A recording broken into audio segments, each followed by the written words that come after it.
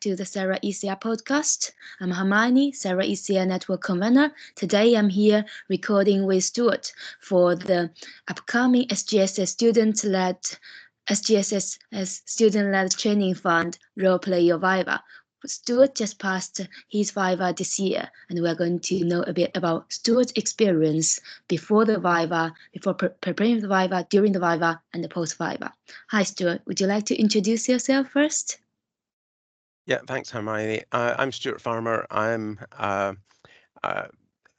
My day job is the Learning and Skills Manager for the Institute of Physics in Scotland, and I've been studying part-time alongside that for my PhD in education. I actually started in Edinburgh but completed in Strathclyde because my supervisor moved during that time, and I submitted my thesis last October and had my Viva in February, so I'm due to graduate next month. I'm graduating next month as well.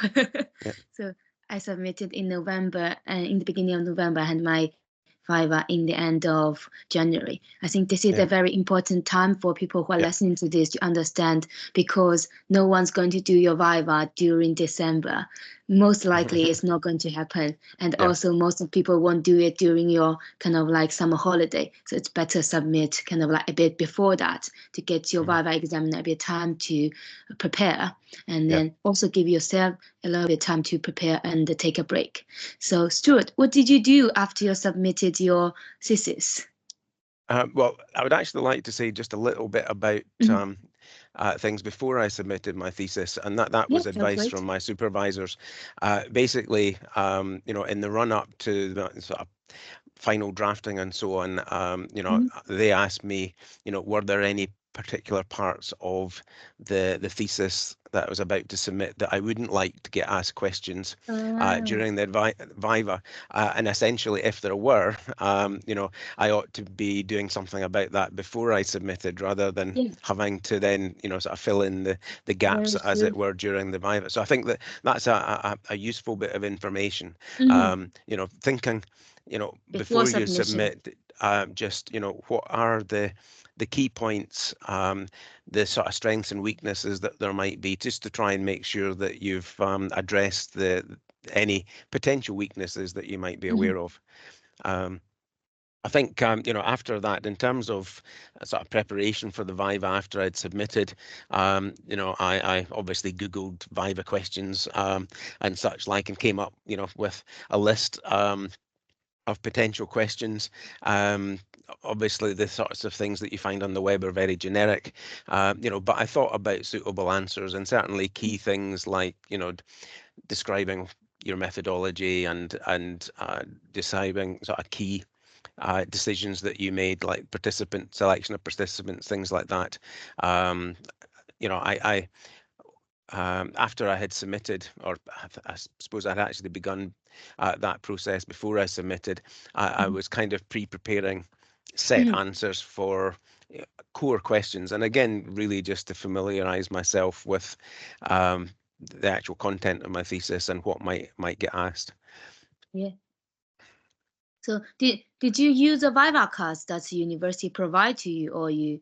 I didn't. I essentially compiled the questions in a Word document, and I typed up my answers, so that I find that I can string together a logical argument in writing sort of better, and then I was able to essentially use that as a revision aid to prepare for my Viva. And despite that, I still had nerves, ahead of the Viva. It was also, as you said yourself, Hermione, having submitted at the end of October, and my Viva not being until February, I really didn't spend an awful lot of time during, sort of November, December, over Christmas, New Year, thinking too much about my actual thesis.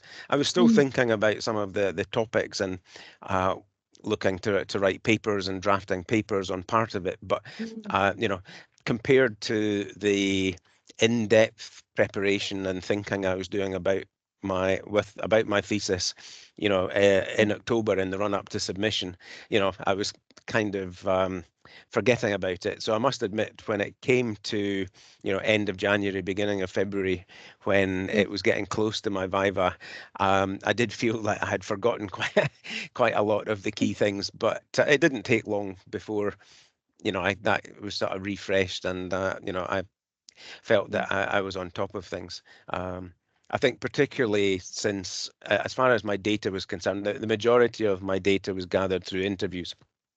And I had interviewed 26 people, and they were sort of anonymized right from the beginning.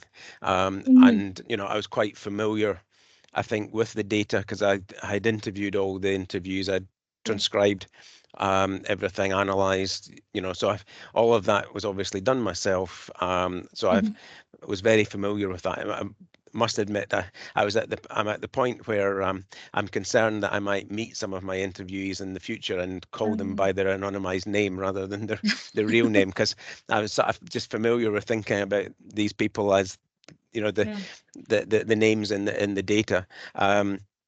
So I felt that I was familiar with my data and could talk about that and quote some of the sorts of things that some of the interviews had said and things. So I was fairly relaxed about my familiarity with the actual data and the findings that I had drawn out from that. I see. So it's kind of like I think even before our Viva, people always tell us you are the person who did the research. Even if you missed some kind of the details, you are very familiar with the data. The kind of you got time to return to them a little bit. That would help you. And also it's about this kind of having the confidence when you go to the Viva. So can I ask about your Viva experience at this time? We talked about something before the Viva. What about during the Viva? Well, during the Viva, well, first of all, I had the choice of having my lead supervisor there or not, and I chose to have my supervisor there. Although she sat behind me all the time, and I didn't see anything, I thought it was important for her to be there to have a second opinion as to how things had gone, and she was taking notes and things. So, in terms of following up post Viva, having my supervisor there in that role, I thought was important. As far as the actual Viva went itself, the external and the internal examiners essentially took turn question about and essentially started at the beginning of my thesis, chapter 1, talking about the reason I had chosen that topic and so on, and worked through the thesis fairly methodically, chapter by chapter, asking questions backwards and forwards. And I think I felt during the Viva, I felt that things were going reasonably well. None of the questions, both myself and the supervisor had, thought about the questions that would come up and so on. And there were some of the questions that we thought would be absolute certainties would come up, didn't. But there was nothing, for my Viva that came completely out of left field and was something that I was unfamiliar with. And, I took notes myself, keywords and things. When I was asked a particular question, I did pace myself a little bit, and made sure that I was clear about what the question was about, and if it was a multi-part question, that I took some brief notes to make sure that I was able to answer all of that. So I think good advice essentially is not to rush and to seek clarification if there's anything that you're not sure about when you do get asked questions. Essentially, for me, the time passed quite quickly, although it was an hour or two. I was talking about what's been an important research project for me for the last several years that I was familiar with, and yeah, I felt that, you know, I was personally able to talk about it and to do it justice. Yeah. So can I ask if the Viva is like you have two examiners, you and your supervisor sitting next behind you? Is there also a chair, kind of like Yeah, between the supervisor? So yeah, kind of a like, chair, that's how the or Viva convener. usually organize. The chair kind Yeah, of like try to manage the time and see if you want to take a break. Right? It's a yeah, kind of like the organize how it yeah, is organized. yeah, Yes. yeah. So I think it's a fairly standard, you know, arrangement. So there were 5 of mhm. us in the room in total, and yeah, no, I was offered a break at one point, but we just carried on. I had a break during this because of the Wi-Fi, because my external was online and Uh, it was not going on well. So we took a yeah, break and then we continued. yeah. So I think it's Again, I sort of arranged again. You know, I had the choice of doing it online myself. You know, I Mhm, live in Aberdeen, although you know I was doing my did my Viva in Glasgow. mhm, So and my external examiner came up from Sheffield in England. mhm. You know, so there was the option of doing it online, but you know, I felt that it was the sort of thing that was best done in person if possible, and you know, Yeah, everybody was agreeable to that. So you know, that that's was fine. great. Yeah. Mhm. So I think it's kind of like negotiable one. It's in Mm, within UK, it's possible. For me, it was in end of yeah. January, my external in Finland, and it's a bit Mm, difficult to arrange it to come yeah. here because I don't know about your university. Like my university doesn't provide travel expense for my Mm, external examiner, so it's kind of like became a bit difficult. I think, yeah. but this is something I think the chair will take care of it.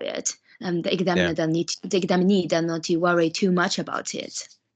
Yeah. And No, I think mm, that that's fairly standard practice for most universities. You know, there's an element of the people involved, the examiners, are doing it in kind. You know, obviously, mhm, you know, um, they will, you know, examine students in other universities. Obviously, yeah, they require people from other universities to examine their give them students. So their students. Yeah. you know, the system does seem to run on a quite quite an extensive volunteer basis to, Mhm, you know, mhm, I thought it would maybe be a little bit more formal than that. yeah. Mhm, So we talk about before the Viva, you mentioned about how to mhm. prepare it even before the first submission to the examiner and Yeah. about how you prepared the Viva experience and what's your experience of the Viva. So what happened afterwards? Okay. Well, I had minor corrections to make, Mhm. essentially a few little things, and the main correction was actually adding in an extra extended section on my contribution to knowledge. Again, Mhm. my you know, original thesis was right on the sort of word limit, and it wasn't Yeah. something that I had perhaps included sufficiently on, and also because of the big gap between the submission and the actual Viva itself, I'd been thinking about other things, and Mhm. sort of in my Viva at the end, when I was asked a little bit, you know, the final question was about my contribution to knowledge. Mhm. I spoke about some of my thinking that I had been doing post the submission date, which was perhaps Yeah. my mistake because you know, what the internal examiner was then particularly keen for me to include some of that in the actual final thesis. So, you know, although it was actually things that had happened or my thinking had developed Mm. post submission, Yeah. that all ended up actually in my thesis.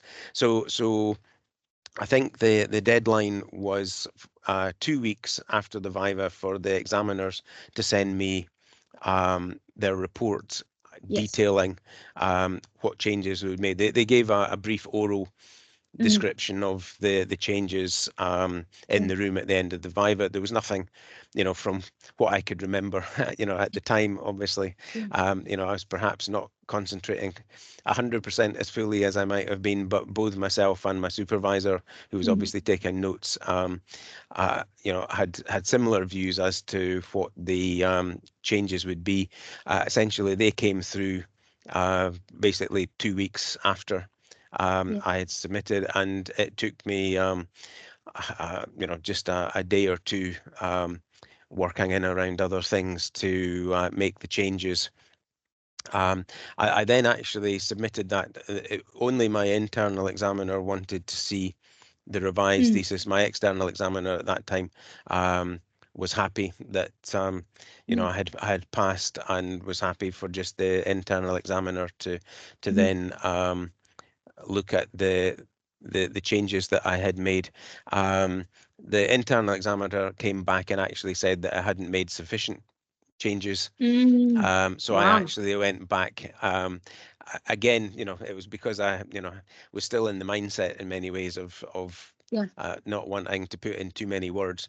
So eventually, the second time, it was only one little bit, but then I just, you know, basically didn't hold back and wrote everything that I sort of basically could to fill in that section. And they then the internal examiner, you know, was happy with my second attempt. So the whole process between the actual Viva and me making the changes and getting it would have been about 4 weeks. The first 2 of them being the actual just waiting for that initial report to come back. Wow, that's really quick. Like within a month, it's everything done. So you must get very, very minor, very, very minor corrections. That's it gets it done. No, I didn't have many to do. No. That's great. So before you go, can I ask, like, what's your next steps, if you don't mind sharing a little bit to other early researchers? Well, as you can probably tell from seeing me on screen, that I'm quite a mature student. So you know, I'm not looking to you know, use my PhD as a stepping stone into academia or whatever. Not that I'm going to stop working in the area that I'm doing. So essentially, you know, my next steps, as I'm going to continue on in my role with the Institute of Physics, which actually overlaps quite considerably with the topic that I did my PhD in, which was in the professional learning of teachers in Scotland. You know, so there are things from my PhD that I'm using in my everyday work, you know, almost every day. You know, so I'm going to obviously carry on in that, and you know, I'm looking for, you know, other opportunities to continue to do little bits of research. Like I'm involved in a little research project with 2 other colleagues at the University of Strathclyde just now into the sort of practical work in the teaching of physics in schools. So I've got 1 or 2 little things like that I'm looking to do. I've been invited to be an honorary fellow at the Stirling Centre for Research and Curriculum Making, for example. So got a couple of little projects on the go because of that. And of course, I'm trying now to get some publications based on my PhD thesis. And I'm pleased to say that I've already been accepted to speak at 2 conferences this summer. The Leadership of Professional Learning Conference, which is a hybrid one being held in Santiago in Chile. I'm just going to be joining online. And then the other one is the IPTA conference, that's the International Professional Development Association conference in Birmingham in November. So I've got 2 conference presentations to make based on my PhD. That's great. That's really good news. And can I ask, your PhD already online, available for people to download? Yes. Yeah. If you know, just put you know, Stuart Farmer, Strathclyde PhD thesis into Google, I'm pretty sure you'll be able to get it straight away. Great, that's great. Thank you so much for your time, Stuart. So before you go, would you leave 3 words for people who are going to prepare for the Viva? What are the 3 words you would like to leave with them? Oh, you hadn't said that you were going to ask that, but surprise. I think 3 words. Well, first of all, preparation. I think the second one that I would say is confidence, just in terms of be confident about you know, your research, your data, and be confident in the Viva. And the other thing that I would say is to enjoy it. Enjoy it. Yeah. Thank you so much. Regardless of I the really pressure like and the tension. You know, it's a kind of once in a lifetime experience, so enjoy it. Thank you. So for everyone, preparation, confidence, and enjoy it from Stuart Farmer, from Dr. Stuart Farmer. Thank you so much, Stuart. Thank you.